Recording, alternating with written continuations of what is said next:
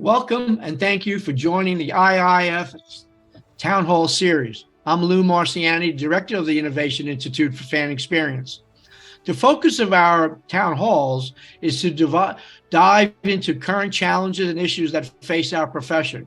IIFX is able to engage the very best visionary industry thought leaders, advanced practitioners, academic representatives, authors, technologists, and fans from around the world to present potential solutions, best practices, and potential policy changes. Today's town hall discussion is focused on emergency medical response. On the advice of the IIFX Medical Advisory Board and the Senior Distinguished Fellows, this town hall was made possible. The town hall was inspired by the sudden cardiac arrest incident and hospitalization of the Buffalo Bills safety. People who watched the game either in the stands or on television or a streaming service witnessed the real-time importance of having well-trained staff, trainers, and medical team available to provide an emergency medical response. Their best practices saved a man's life. What can we learn from this powerful incident? So welcome today again. Thank you, panelists, and those in the audience. If you're interested in getting involved and putting a question into the town hall today, just use the Q&A, which was on the bottom of your screen there, and put in your question and share your question with us. Again, thank all of you for your participation today. It is my pleasure to turn the proceedings over to our town hall moderator, Dr. Till Jolly, Chief Medical Officer for Aveska and the Chair of IIFX's Medical Advisory Board. Dr. Jolly, it's all yours. Thank you, Lou, and it's great to be here. And good morning, or good afternoon, or good evening, wherever you may happen to be viewing this. We're happy to have you here, and I'm very happy to be joined by a distinguished group of panelists who I'm going to introduce in a second. As Lou said, we're going to focus on a number of events here today. If you have questions, and believe me, we already have a great list of questions that you've put through in advance of this that we'll try to get to, but I'm sure we won't get to all of them. You can use the Q&A function and guide the conversation. This is going to be a conversation. We don't have slides, and we're not going to lecture at you, but I want each of the panelists to really use their expertise to help to guide all of you as you begin to plan. Today, I'm joined by four distinguished panel. This is a great group. In no particular order, I'm going to introduce them. Connor Fitzpatrick is the Executive Director of CrowdRx, which is a well-known event management and emergency management group. He has a background in EMS, and he speaks frequently around the world, the country, and various events. He's been also the Medical Operations Director for things like Burning Man and the U.S. Open tennis tournament and Madison Square Garden and Chase Center and Yankee Stadium. So great experience in this. He's also got experience related to instant response to terrorist bombings through DHS and other programs with the federal government. So a wide range of experience and great expertise. So we welcome Connor. Another of our panelists is Brian Herbert. Brian, as you can see on the screen there, is Vice President of Security and Surveillance at Chase Center, which, as you know, is the home of the Golden State Warriors, a great new venue that's really teaching us a lot about venue operations.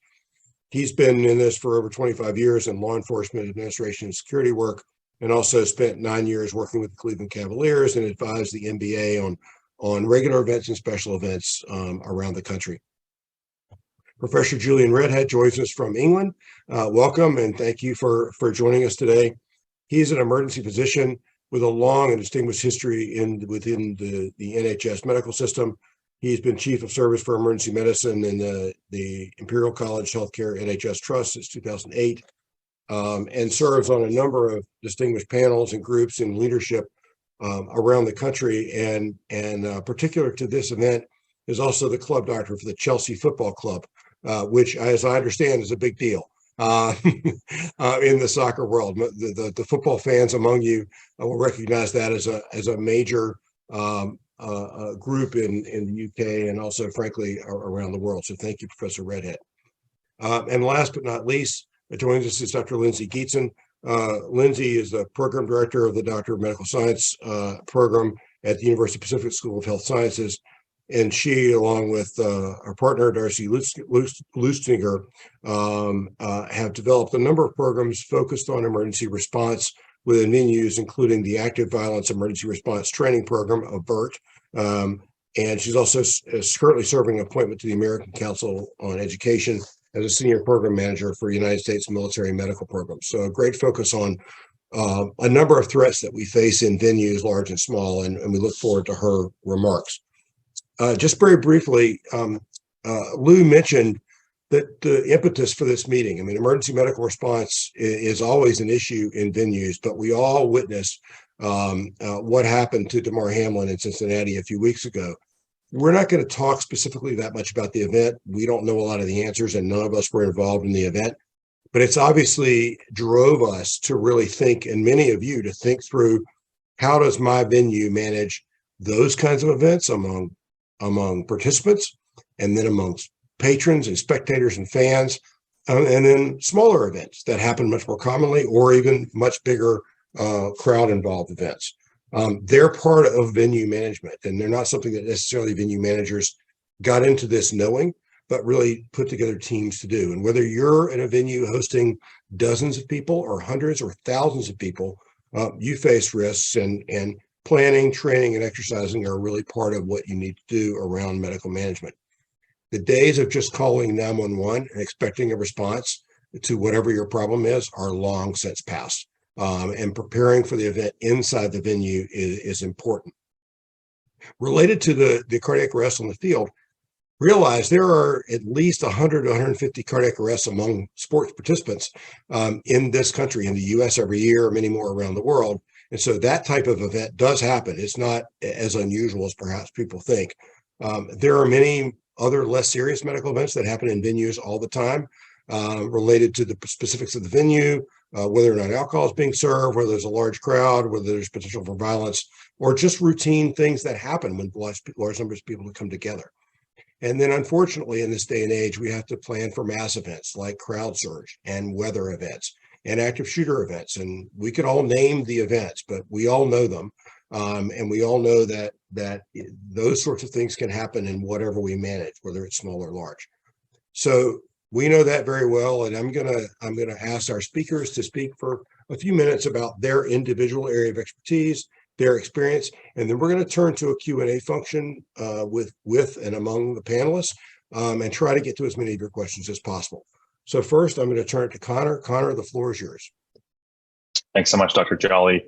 My name is Connor Fitzpatrick. I'm the executive director for CrowdRx. We're one of the largest event medical service companies in the country.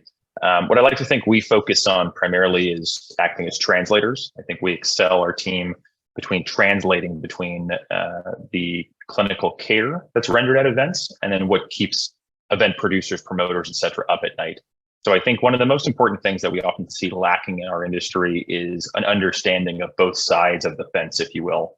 I think promoters don't often understand the needs, wants, and desires for event medical professionals. And I think event medical professionals may not take the time to learn what keeps promoters up at night. So we're looking forward to talking to you today about some of the things that are concerning us in our industry.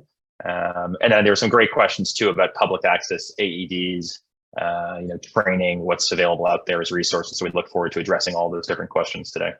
Thanks for having me. Thank you. And now I'll turn to Brian. Brian, from your perspective at Chase Center.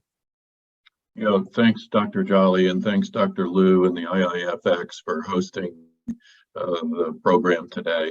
One of the things that Connor brought up was the individuals that actually respond to these medical emergencies, and it's not necessarily a plug for CrowdRx, but we use their services, and I couldn't say enough nice things about the team that supports us here through Sarah Margolis and others that support the medical side of what we do.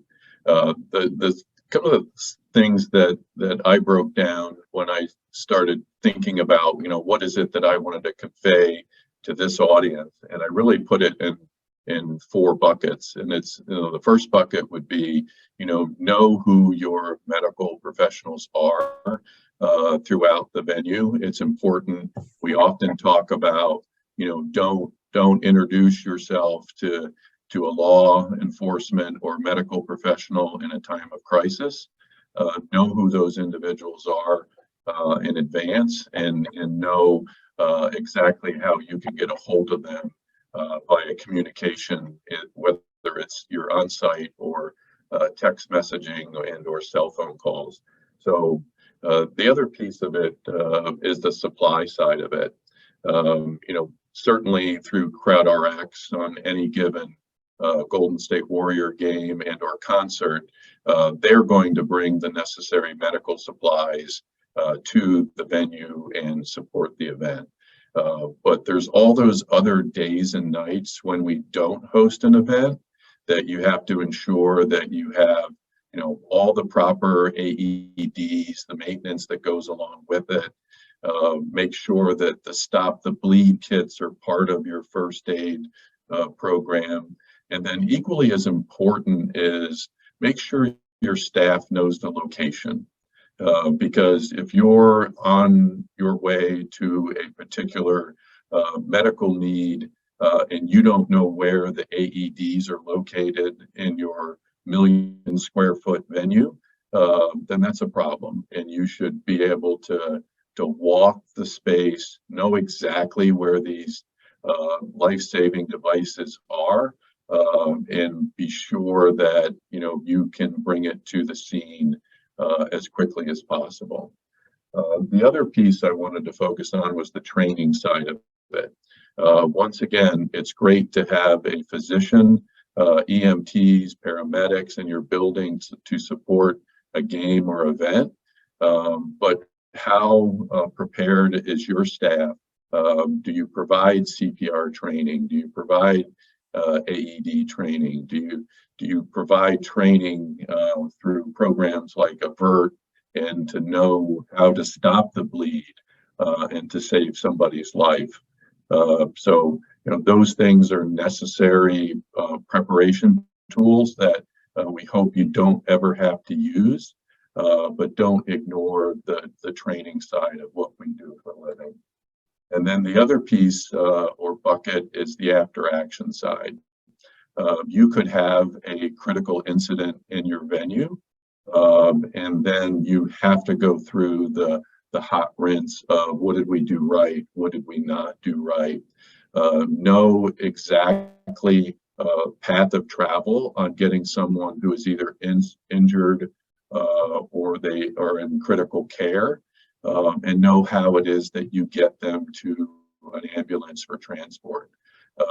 A lot of us all rely upon elevators, but not every gurney fits into an elevator. And those things are important because if you're going through a path of travel and you realize that you're not using an elevator designed for medical transport, then you need to figure those things out before you learn the lesson the hard way. So appreciate that, Dr. Jolly. Those are my 4 buckets, and I'm here to answer any questions when we get to that piece. Great, thank you. And that gives us a lot to think about already, but I'm now going to turn to Professor Redhead. Thank you, and it's great to be able to meet so many friends from America as well. So I work in London. I work at St Mary's Hospital mainly, which is the busiest major trauma centre in London. So we do unfortunately have quite a lot of experience in terms of major incidents such as bombings and train crashes, etc., which unfortunately do occur in the capital city. I think in terms of stadium safety in the UK, we're a very regulated service here, and we have something called the Green Guide, which was published some years ago and published in response to a number of instances. There was a fire in one of our stadiums in 1985 in Bradford where 56 people unfortunately died, and possibly more importantly was in Hillsborough in 1989 when 96 people died, mainly from crowd crush more than anything else. And this really reflected the country hugely on crowd safety within stadiums. And so a green guide was brought out which covers every single aspect of safety within a stadium. So it covers how a stadium is constructed, how wide the seats are, how access areas, how you enter the stadium, how you exit the stadium, and also has a whole chapter on medical provision as well. So we have to have a certain number of medical personnel at any event. So as soon as you hit 2,000 spectators, you have to have a doctor present. And as you go up, so more services are present during those events as well.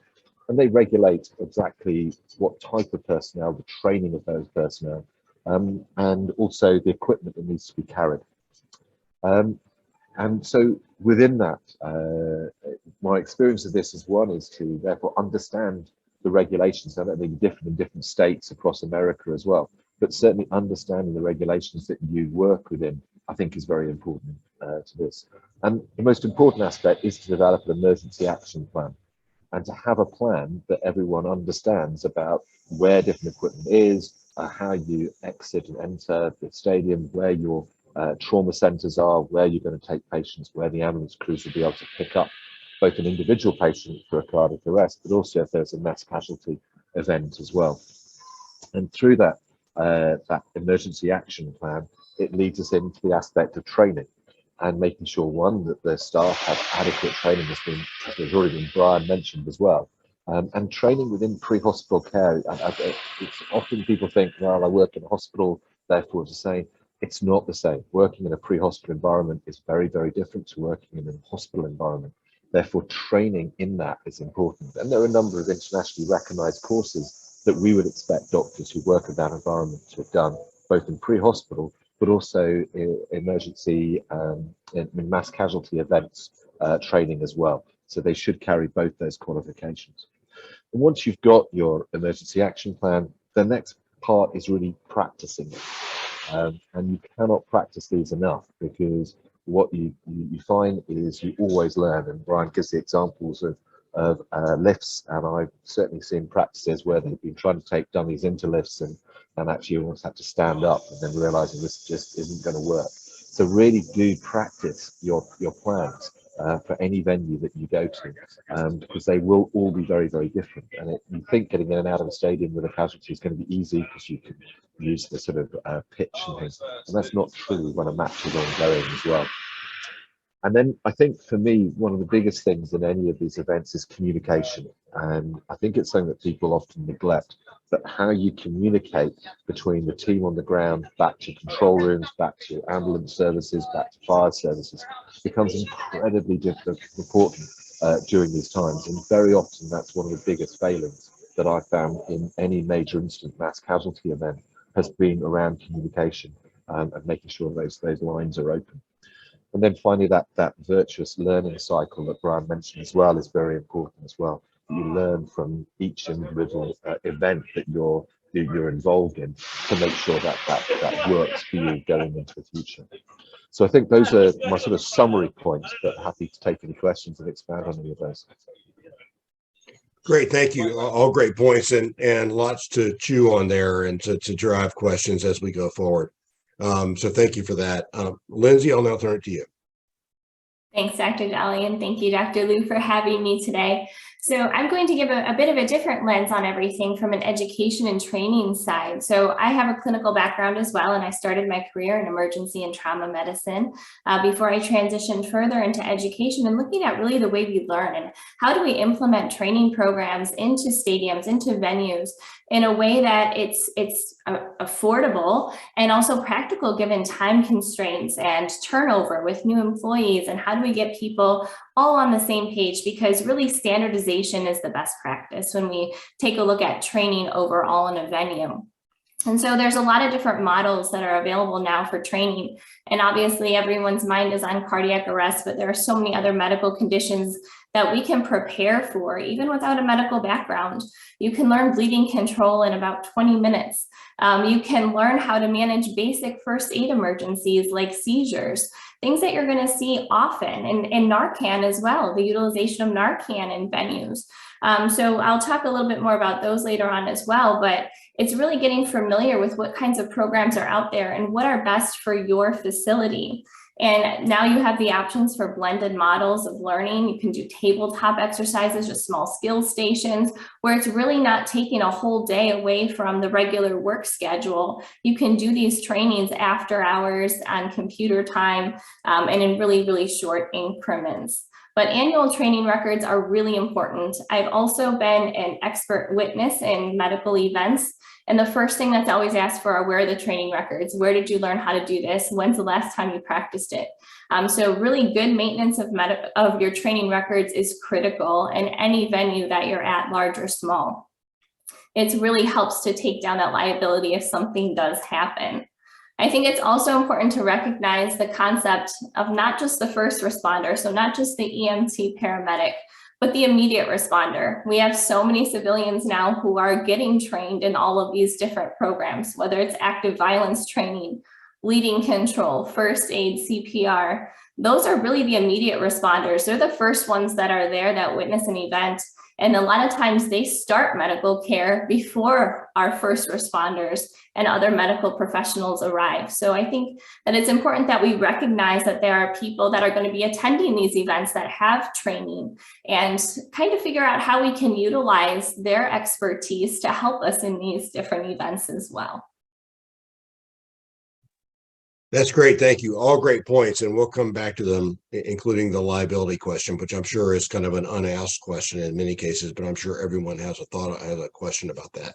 So that's great. So we have a number of questions that we pre-planned, as you do for this sort of thing, but we've got a wealth of questions from the audience. And I see a great, there are over 80 people on this, and we welcome everybody's input, participation.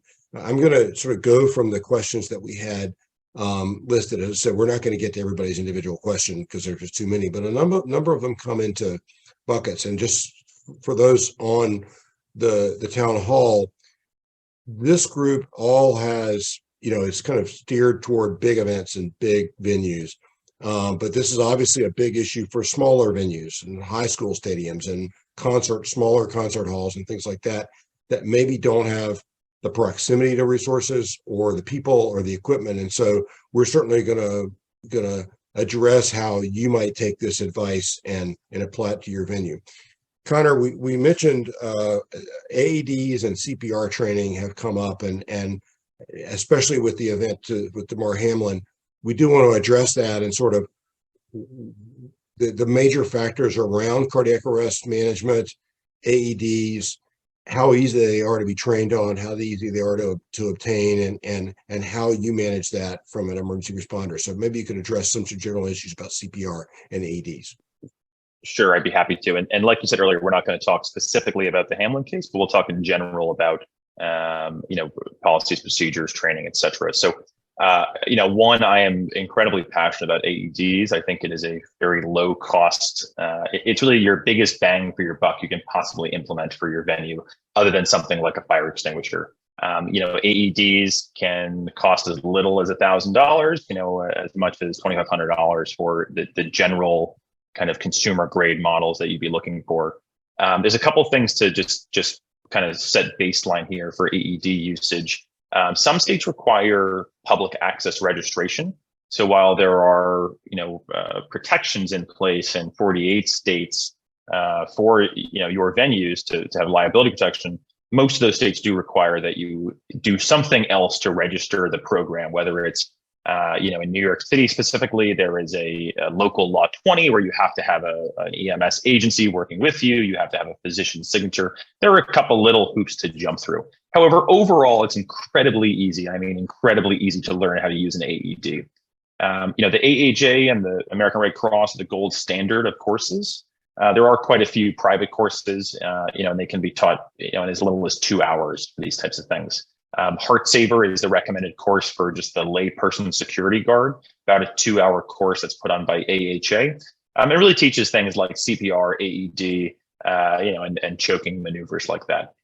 The Hamlin case is interesting. I'll address one point with it that I think is important for everyone to note.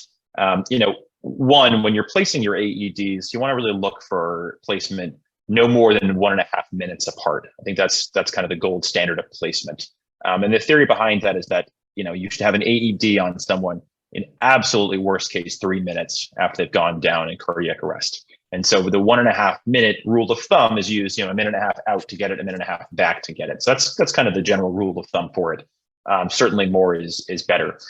Specifically for the Hamlin case, I do want to address the stay and play piece that we saw. A lot of lay people were concerned, or they voiced some, concern or disagreement that why didn't they move the person off the field, right? I think it's important to address that the studies show that, in most cases, staying and working at cardiac arrest in the place you found them for an extended period of time, anywhere from 25 to 40 minutes is statistically the best thing to do. The study that I call out here really had 2 times a greater survival rate of, that 15 to 35 minute point. And the survival rate of that was 8.5% compared to 4% where they moved the person. So really that's, I think just to address that some concern people had that, why didn't they just put the ambulance and go to the hospital? But I think the key to, what we call ROSC in our industry, or return of spontaneous circulation, which means just getting the pulses back, really was getting the AED on immediately. I mean, that really is the key to success, starting AEDs.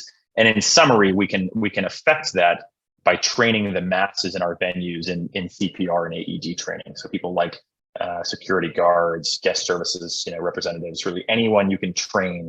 The key there is get it out there, because in our world as medical professionals, even if we're on scene in a minute or 2 minutes, that's incredible. That's really, really fast. I mean, 2 minutes is a great response time.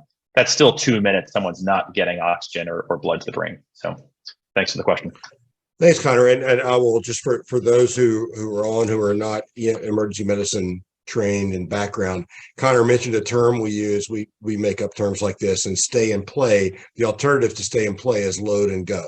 And over time, it has been shown in trauma and cardiac arrest and lots of other things that paramedics and others at the scene are very skilled and can do these things at the scene. So it is better. And frankly, in many cases, they can do as many things as perhaps Professor Redhead and I can do in the emergency department. It's not a very comfortable environment to do it in, but they have access to lots of those things. So that's what those terms mean. And that's kind of why it happened that way. And we'll get to how to manage that if you're the person in charge of the stadium, and that is being done within sight of everybody else. And that's a unique communications problem. Professor Redhead, do you have any other thoughts on how to manage that type of emergency and thoughts from your perspective across the pond, as it were? Well, I absolutely with Lindsay. I mean, the most important thing is to get the defibrillator on, and that's the most life-saving thing you can do. It's almost more than starting CPR in a way, but I mean, starting chest compressions is the most important aspect as well. So if you're going to do 2 things, start the chest compressions and get the defibrillator on. And the modern defibrillators now talk you through what to do. So, I mean, it's best to have training, but if you don't have training, don't be worried. Turn it on and it will talk you through exactly how to do and what to do and when to press the button and when not to press the button.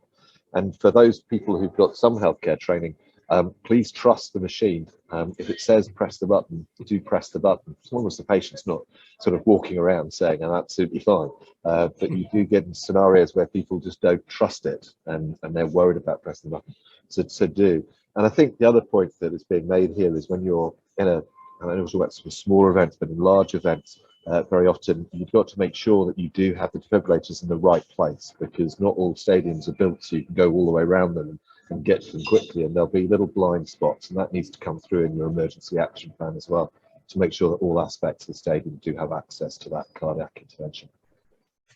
From a training standpoint, Lindsay, I'm going to turn to you, and both of Julian and Connor both mentioned it, the simplicity of these actions that can be done by lay people. You don't have to be a medical professional to do either of these things, CPR or AEDs. How do you, if you're advising a venue on training your non-medical staff on doing this rather than waiting for a doctor or a paramedic to show up, what are some considerations that even at the high school level, venue operators need to think about? I think it's really important that everyone has training in these very simple skills. As I mentioned, this isn't something that takes a whole day to learn. They can watch videos online, come in and do skills practice, because what we don't want to happen is we don't want people to freeze. when there's an emergency. That's that critical piece where an emergency happens and you stand there going, what do I do? We want everyone to feel empowered to do something. And the only way that we've seen in studies that we can break that freeze cycle is through training and through scenario-based training specifically. So not just watching a video, but then coming in and doing the skills and setting up the scenario. As you mentioned, trying to get the gurney into the elevator, or trying to fit people in different areas. It's totally different in the way you envision it versus when you actually practice it.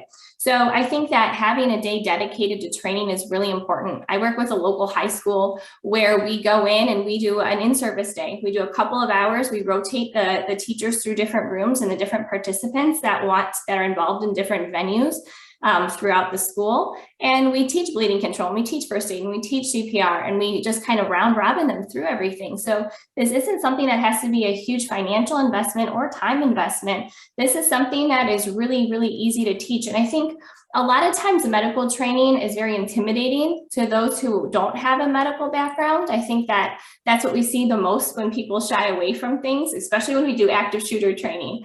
We started off with bleeding control and then go into active shooter training. Most people are more intimidated by the bleeding control than they are by doing weapon disarming. And that to me was so surprising, given my background. I thought this is the simplest thing and this is cool and blood is great.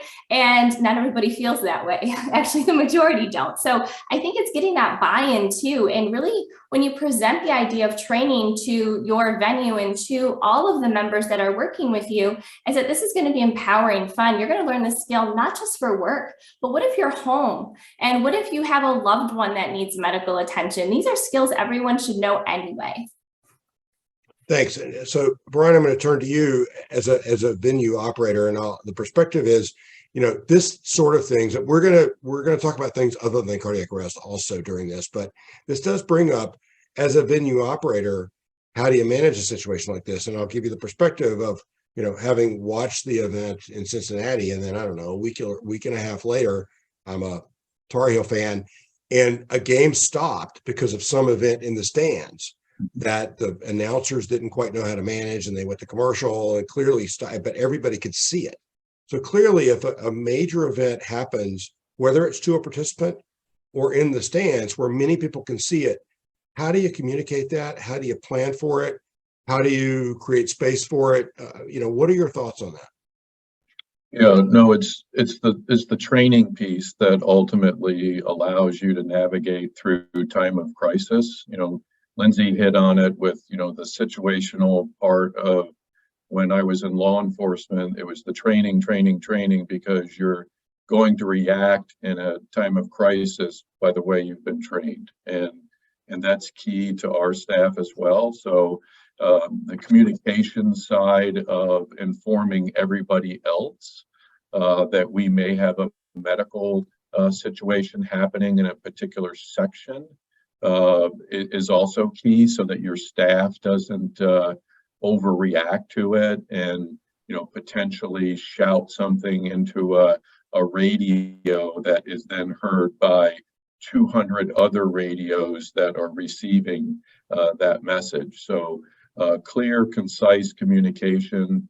You can also have some visuals that you could create within your program, but also be in sync with your AV team, that if we do have to put up a message, that they can pivot and put that out so that people are not alarmed over a particular situation that potentially is under control, but it could be and does often create an uneasiness for a lot of other people who are not close enough to the situation, but they see a group gathering in a particular area, and then their mind races as to, what is this? Is this something that I should leave the venue over? Is this something that they've already secured the scene? And that type of communication would be helpful to keep your audience comfortable with still being in the building.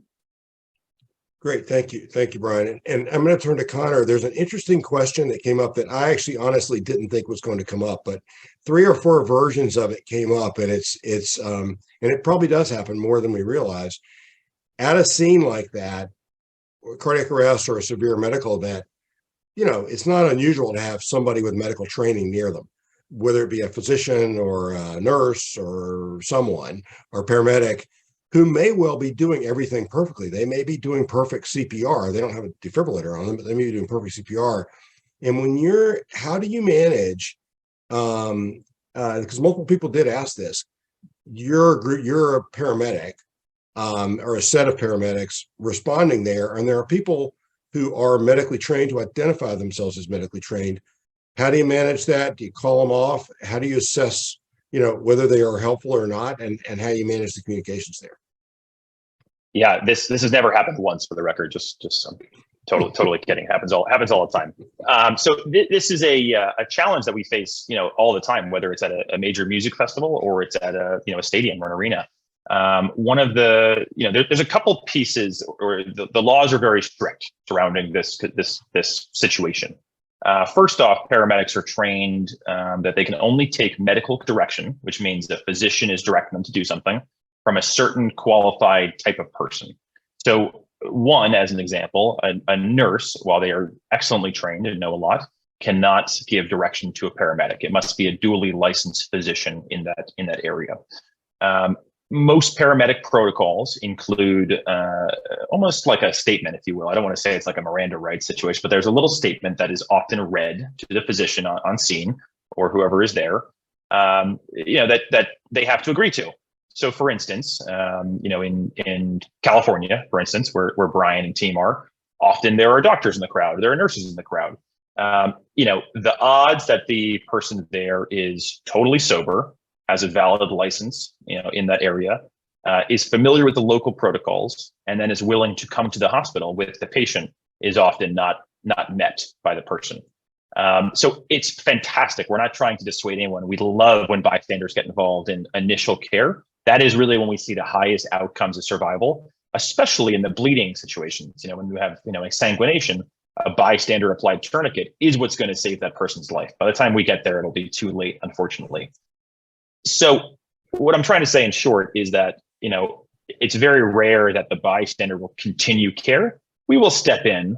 We have the tools, we have the training, we have the resources.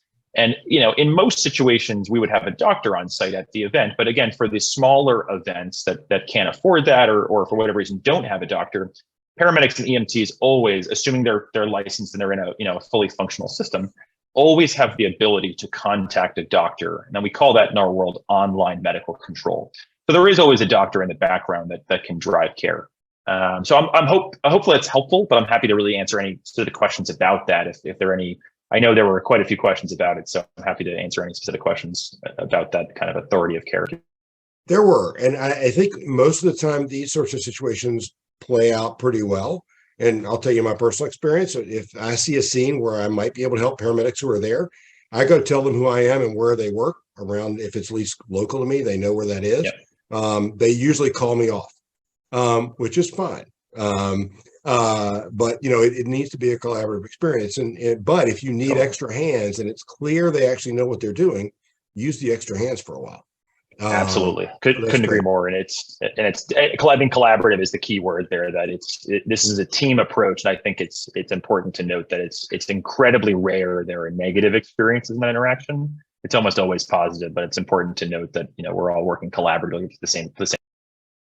But to Connor's point, there is a regulatory aspect to this, and EMS is directed by somebody who's their online medical director. It's frequently someone working in the emergency department, their local big emergency department at the time that they're in contact with by radio. And that's the person who's actually in charge of this, although on the scene is clearly the paramedic who's running things. Professor Redhead, one thing relates, you're also involved with participants, with a team that are in a venue. So in a venue, and we want to relate all these things to smaller venues without the big teams too. But you've got a team that has its own medical staff and medical needs. And they may be some minor things the local team can manage, the team with that group, the medical team can manage. But then if there's a major injury or incident, you've got a stadium staff, and it may not be your stadium. And it may not be your local EMS that's responding either. And so how do you coordinate with that when there are multiple different medical teams that all have different levels of responsibility and in an ideal world know each other in advance, but may not. No, thank you. I think the worst thing when you get into big stadiums is to have where doctors trying to cover both the pitch and the crowd, and that's almost impossible, and it's not helpful. So what we've done in the UK is absolutely separate the two. So at Chelsea Football Club, for example, if there's a game on, then there'll be a team of doctors and staff looking after the crowd, and then there's a team looking after the players themselves, and those are dedicated to the players, and that includes both ambulances, paramedics, and ambulance crews and doctors. So they're separated. The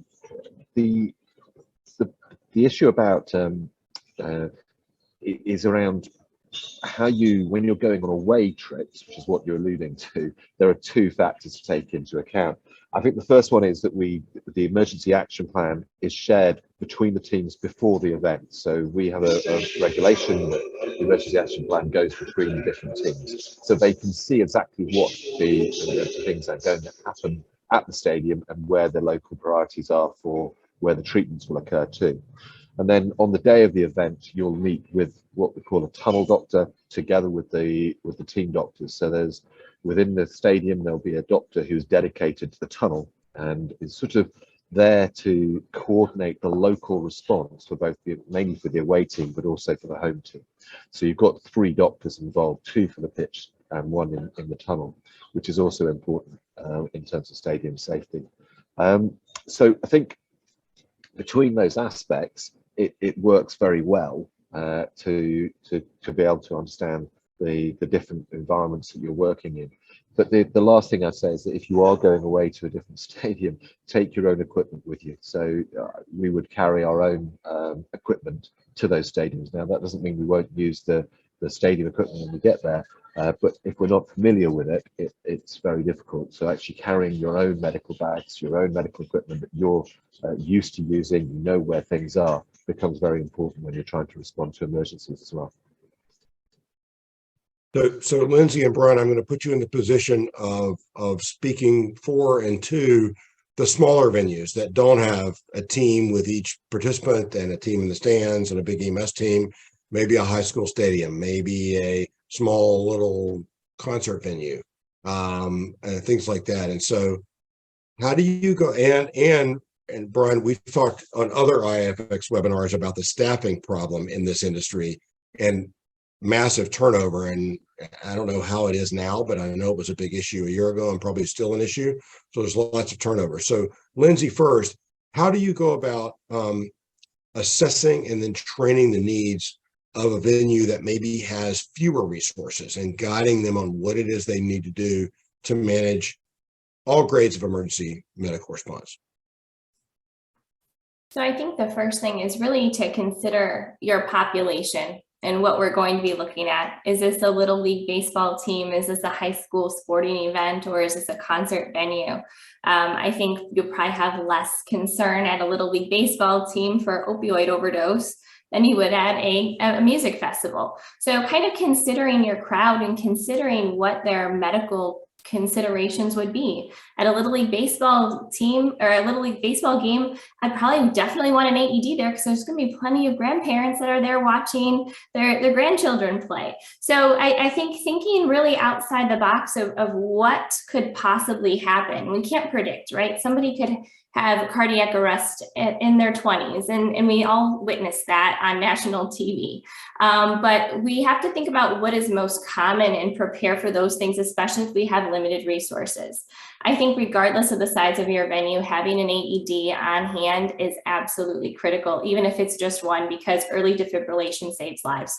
I think we can all agree on that, and those don't have to be the most expensive model out there. You can find some that are very economical, but have it on hand, at least one.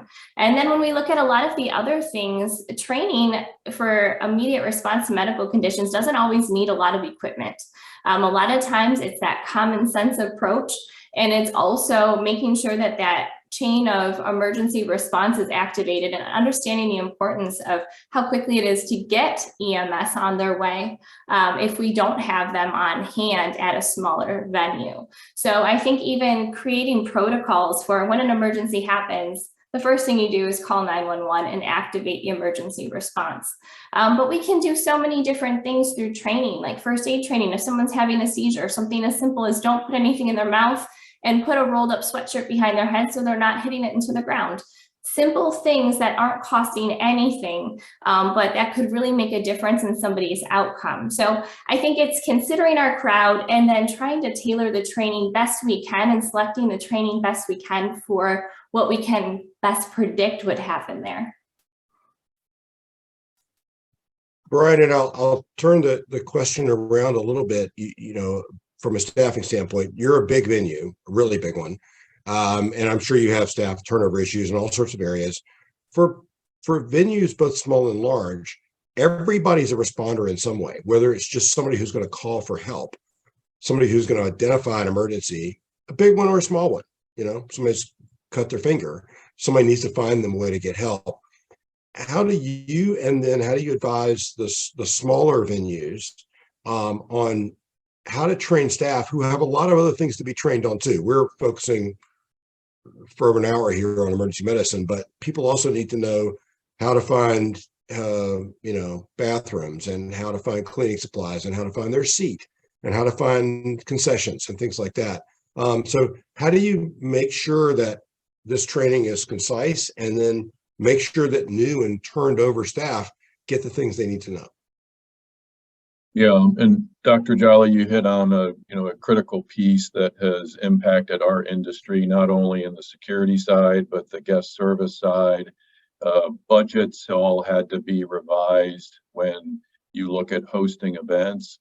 But I guess one of the key pieces of advice I would give to venues that are smaller, that are looking at hosting an event.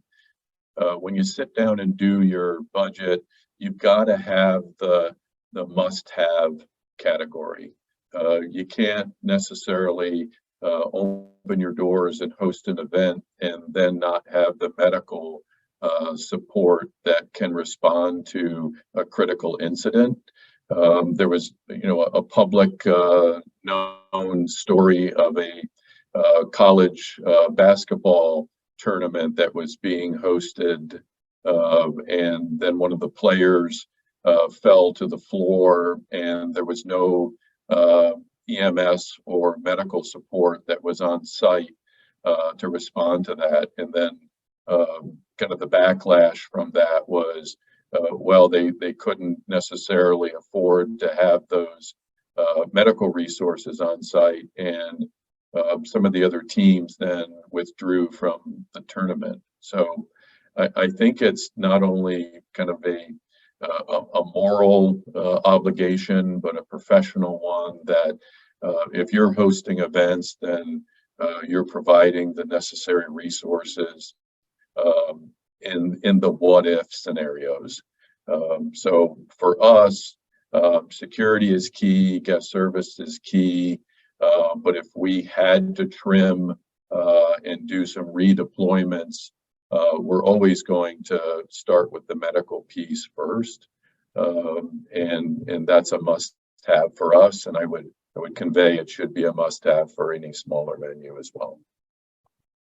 That's great, thanks. I'm now going to turn to a kind of a resource question, and it plays off a little bit of what a lot of questions were about how much. And not to oversimplify it, but it breaks down to staff and stuff. Julian mentioned something we don't have in the US, which is the green guide, unless I've missed something. There is not one book that says we have to do it this way, nor is there probably going to be one book that says we have to do it this way. So between how much EMS personnel in a venue based on the population of the venue, an interesting question about when do you amp up and maybe need a physician or more physicians on site based on the characteristics, numbers of AEDs, and then you can even translate this into numbers of ambulances and other things depending on what's going on. So Connor, I'm going to turn to you. As you're planning, how do you figure out, and are there standards? Am I missing something? And if they're not, how do you figure out how much staff and stuff do you need? It's a great point. So we unfortunately don't have anything similar to the Green Guide. The Green Guide is a great resource to read as well for those who haven't read it or aren't familiar with it. In the U.S., it's all state specific. So I'll call out 2 states and locations that I think are a gold standard and less than ideal. We're based out of New York. I think that New York falls into the less than ideal category. We really have 4 different levels of medical care that's required at an event in New York. Below 5,000 people, no medical care is required whatsoever, which is crazy to think about, that you could have a 4,900 person EDM event and there's nothing required whatsoever for that event. Above 5,000, they require 1 ambulance. Above 15,000, they require 2, and a doctor accessible. Above 33 and above 50, it's a couple more. Really archaic, regulations that we have to follow in New York. So, that leads you to the question of liability. What is the standard practice, or what is the standard of care? And it's significantly higher than what the state, requires. On the flip side, in San Francisco, where Brian's venue is, I really think that's the gold standard. What they look at in San Francisco is really more of a risk-based approach. So there's a matrix in San Francisco that's quite helpful that looks at, yes, the number of people, but the type of crowd and the type of activity they're doing. So it's much more of a I don't want to say an artistic approach to it, but it looks more at different factors that really, impact our events. So again, that 4,900 person EDM show, may have a much higher level of care than the 100,000 person kite, festival where you're just flying a kite in the park and walking around. So it just depends, really. You have to look at more of a holistic approach to it. But currently in the US, we do not have a national standard, which is a problem. Some states don't have any requirements. And then states like Nevada, for instance, require our company to be licensed at a full hospital. So we're a licensed hospital system in Nevada. Everyone's a little bit different. Each state is different. Some are kind of the good, bad, and the ugly. I will put out a couple pieces there. There are some great, resources to use. San Francisco is a great one, again, to just Google and look at. There's also a 2-day conference that, all the event medical professionals get together and really talk about the issues that impact our industry in a private environment. And so that's the American Academy of Event Medicine puts on the Mass Gathering Medicine Summit. Again, talking about education, there are some great online training programs and other things like that. But it's really a collaborative staffing plan that the venue and the promoter and the event medical service agency need to put together. Thanks, Julian. You have the Green Guide, which is, as Connor mentioned, is a great resource. We don't have that here. How do you advise when your former trainees or others reach out to you about, I got asked to help, and which happens, I'm sure, commonly. Someone has a 10,000 seat venue and them because you train them, and they're getting asked to help in that venue and the place has no plan. How do you advise them? I would tell them to make sure that they start to develop a plan very quickly. But I think in the UK, we start with even the small venues. So no event in the UK is supposed to take place without at least 2 first aiders. So for every 1,000, you've got to have at least another first aider, etc. And then you get into the physicians once you get over about 2,000 spectators. So it's all quite regulated in that way. But I think the important thing about anyone who is asked to cover an event, and it does happen a lot, and I think you've got to do your individual risk assessment, and then you've got to decide, is the services there able for me to be able to deliver the care that I think is responsible and accurate for the people I'm going to be caring for? Because otherwise you're going to start to get in trouble with the regulator to say, well, why were you accepting the responsibility or the duty of care for that group of patients when you didn't have the skills or the backup services to help you? So I think that I would always tell them to be very careful in those positions and make sure that the venue does have training or refuse to do it, and also make sure that the council and people are aware that event's occurring which doesn't appear to meet those regulations within the Green Guide, because otherwise we're sort of complicit in not allowing that. Great, thanks. Lindsay, as you're advising venues, what are the, we've talked about the big things, but there are common things and there are big things. What are the top 5 things that you advise, the top 5 medical things that you advise venues to prepare for? So we always start with making sure that everyone is certified and trained in CPR and AED use. The next would be bleeding control. It's such a simple skill. You can learn it so quickly. And that's a skill that we can start teaching really middle school and up. And there are some states now that are even requiring bleeding control to be a part of a curriculum in high school. Students have to be certified in bleeding control before they can even graduate high school in some states. So I think we're going to really see a big uptick in people who are getting trained in bleeding control. Then we look at first aid, just basic first aid. There's so many simple common sense things that we can do. Like I talked about with the seizure, putting something soft behind someone's head. So simple. I worked in neurosurgery for many years, and what a difference it makes when you decrease the amount of trauma to someone's head. So again, small things that we can do there. Next would be would be the Narcan training. Narcan is a medication that we use when someone overdoses with opioids. There's a lot of different forms, and it comes in simplest is you just spray it into somebody's nose, and you can't hurt somebody if you're wrong. So it's so simple to learn and to use. It should be readily accessible. And again, something that someone can watch a quick video and then just do a skills check off and have that skill available. And then finally, we do recommend the active violence emergency response training, knowing how to respond to an active shooter situation, both with medical response and doing it in a responsible way, knowing where cover and concealment are, administering medical care when it's safe to do so, and then also having simple skills to get away from that threat. Great, thanks. Brian, I'm going to turn to you for a somewhat different question. Lindsay brought it up earlier related to liability, and we can't talk about this issue without talking about liability for everybody involved. Whether it's the venue operator, whether it's the provider, your contracted provider or employed provider, the equipment provider, outside responders and otherwise.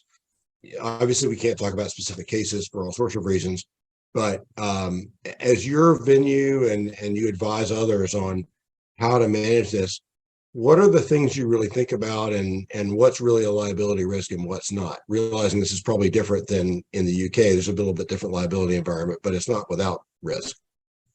Yeah, I think the reasonable approach for us is to adhere to the industry best practice, and whether or not you're in line with Safety Act certification or designation, but you're doing what a reasonable venue would do to protect those that work here, and things that are outside of your control. You've done everything reasonably to respond to those situations, and then to document that you have gone about this in the correct manner. Individuals have been trained. Lindsay talked about how easy it is with CPR training, with AED, with Stop the Bleed.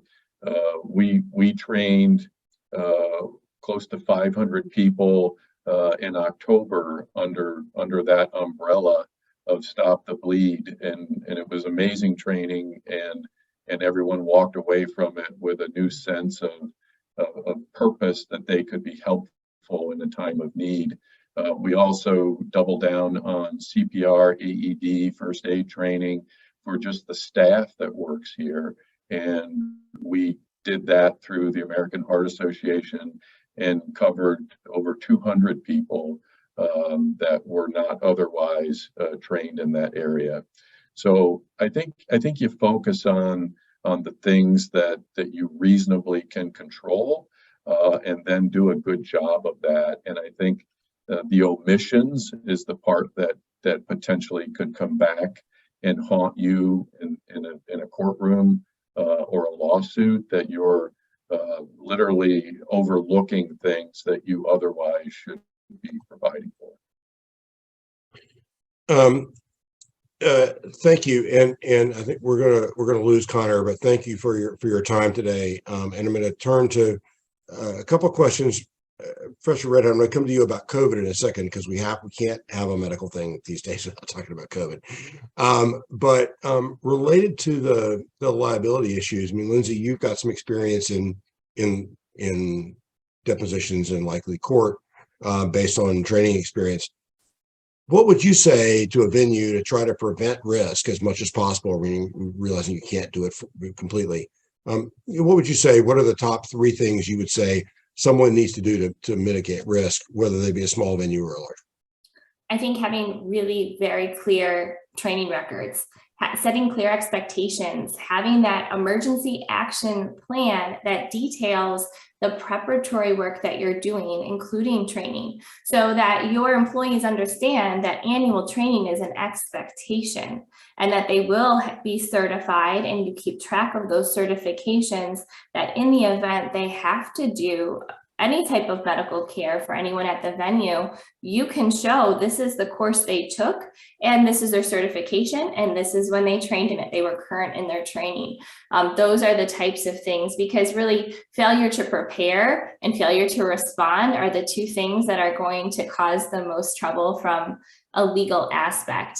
And those clear training records, like I said, those are the first things that are usually asked for. Show me what you've done.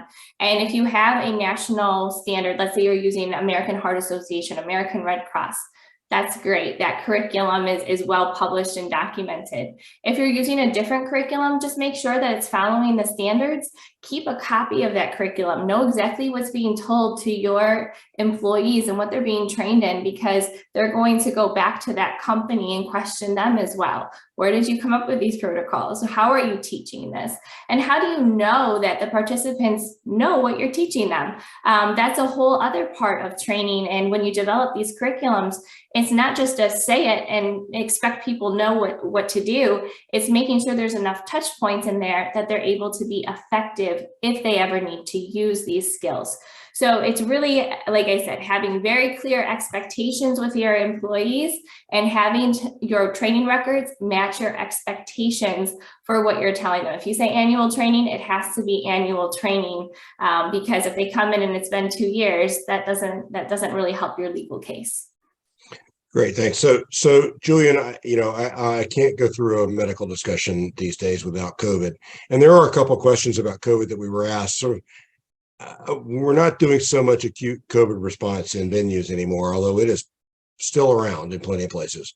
But how does that affect how you manage emergency planning, both for your staff, for participants, for other outside resources? I don't know. I think I know what the emergency medical situation is in the UK. It's pretty bad in many places, and as it is here. So just from a venue operation standpoint, a planner standpoint, how does COVID affect what we're doing now?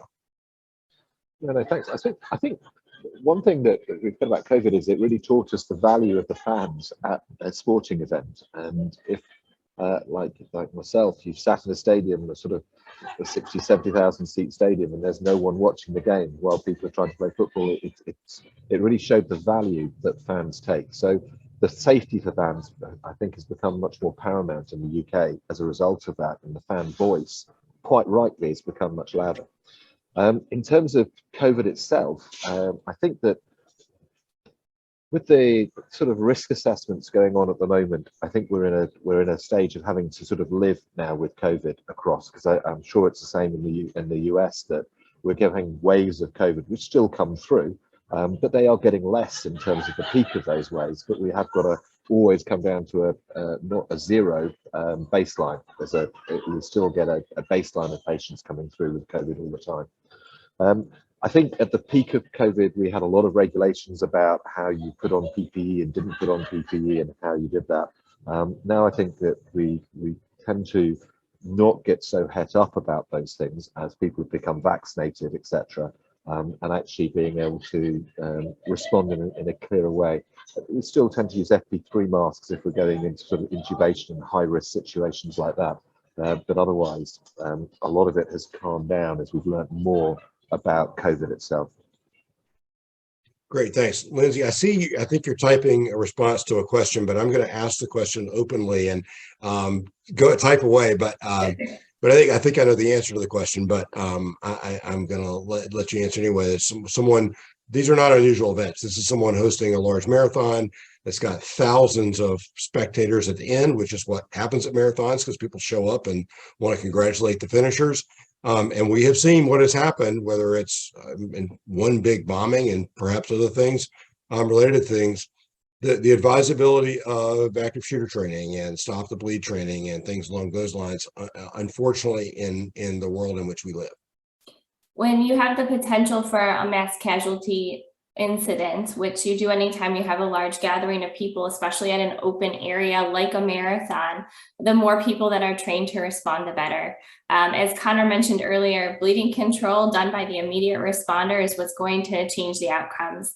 People can bleed to death in as quickly as 3 minutes. I think that that's an overwhelming number for people to wrap their heads around, because we can't expect EMS and paramedics to get there that quickly. And again, yes, it depends on the size of the wound and where it is and so on and so forth. But the big picture is we don't have a ton of time to respond in these events. So the more people that are trained and know what to do, the better.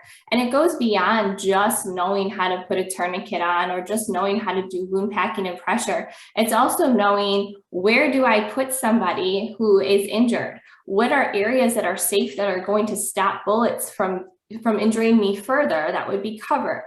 Or where can I hide and administer care if I need to? What are the protocols for evacuation? Where do we go? Those are all things that are standard in this active shooter training. So it's not just the bleeding control. There's so many other aspects to it. I remember watching the news after an event, and someone put their child in a dumpster. They were at a parade, there was an active shooter, and he put his kid in a dumpster.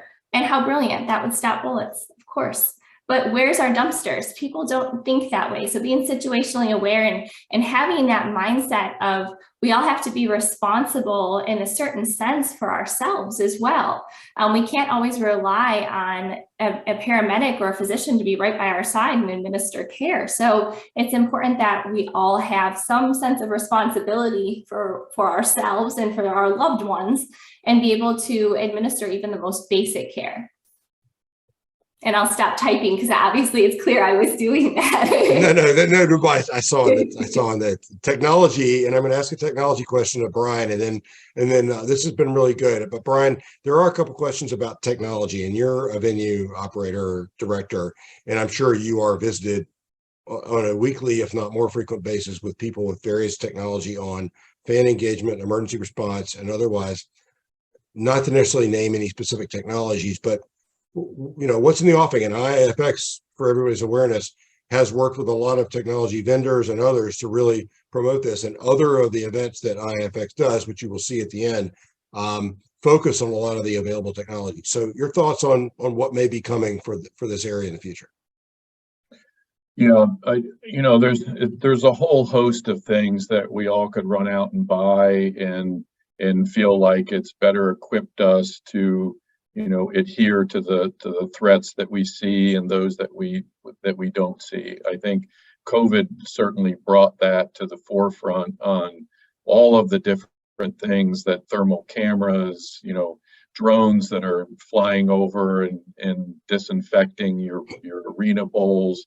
So there's a lot of things that are out there. I think you just stick to the core things that are going to assist you with mass communication. I think is a key one. Being able to notify your employees in an instant that there's a critical situation. I think it also serves you well for a crisis management team that you need to communicate with and purchase an app that allows you to do that. I don't think texting is as reliable. There's other programs out there that, hey, if I want to communicate with somebody, I send them an email. I don't think those are urgent enough means of communication. And there's a variety of different programs out there that allow you to communicate that way.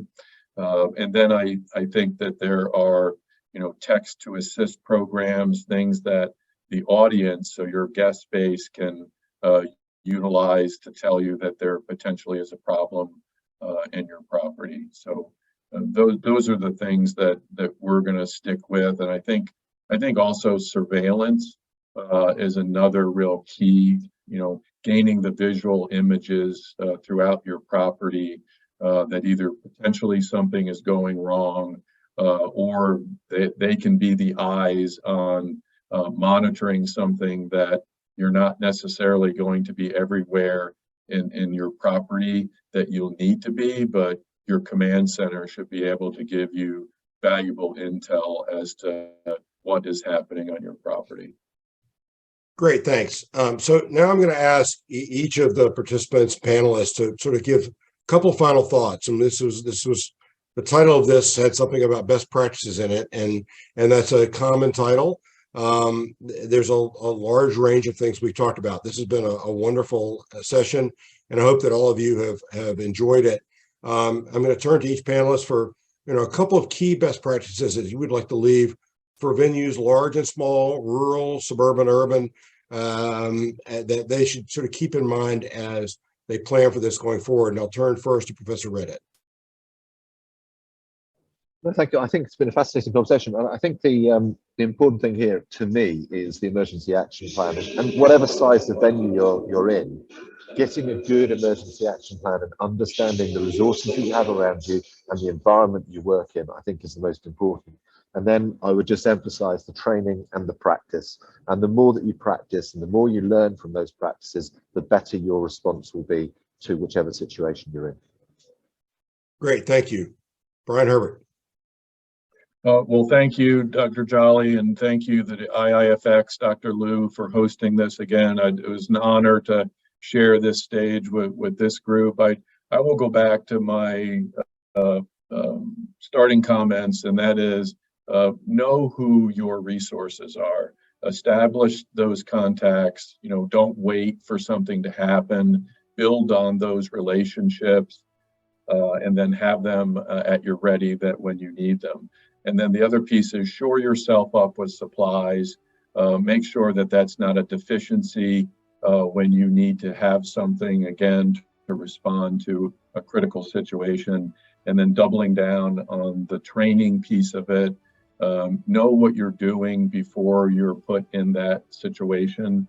And then, after action things to the point where it seems like you're overdoing it. But learn from your mistakes. A mistake is not necessarily a bad thing unless you continue to repeat it. So those are my key points. And again, thank you for everyone who participated in this and those that tuned in. Thank you. Dr. Geetson. Well, thank you very much. I think, first of all, everyone who attended this session should applaud themselves for recognizing the importance of medical response and understanding best practices. Whether your venue is large or small, medical emergencies happen all the time. And it's really important to acknowledge that this is a key part of our planning process. So have a plan, train your staff, and empower and instill confidence in them so that if an emergency happens, they're able to react and they're able to improve the outcomes for that person.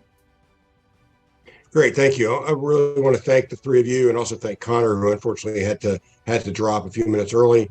But this has been a wonderful session, really great information, and hope for those of you who are listening and watching that you've been able to take something away. We're certainly all interested in helping the art and science of this kind of response. And so we would be available to discuss questions as they may come up. So thank you very much for your time. Thanks again to IIFX and Dr. Liu and Chris and team for hosting this, because this really does speak to the importance of this, not just after one big famous incident happens, but all day, every day, 365 days a year, as we all get better at this.